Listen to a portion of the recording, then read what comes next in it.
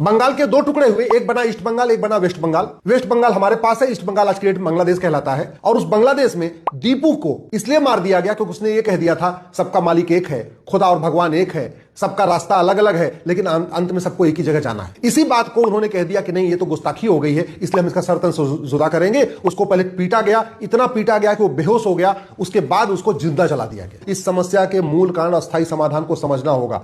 बातें करने से कुछ नहीं होगा, फोटो शेयर करने से कुछ नहीं होगा, जागो हिंदू जागो कहने से कुछ नहीं होगा। इस समस्या का अस्थायी समाधान करना होगा। हमारे यहां से तो बढ़िया अमेरिका और कनाडा और ऑस्ट्रेलिया के सांसद जब कम से कम खुल के बोल तो रहे। हमारे यहां तो मतलब ये देखा जा रहा है कि अच्छा पार्टी का क्या स्टैंड है, पार्टी के स्टैंड के हिसाब से बात करेंगे। एक बात और याद रखिए, बांग्लादेश के हिंदू एक है फिर भी सेफ नहीं है, बांग्लादेश के हिंदू बटे नहीं है फिर भी कट रहे हैं। जानते हैं क्यों? क्योंकि वहां घट गए हैं और भारत में भी लगातार घट रहे हैं। इस घटने को अगर नहीं रोका गया तो फिर वही होगा जो बांग्लादेश में दीपू के साथ हुआ है, क्योंकि बांग्लादेश में हिंदुस्तान था।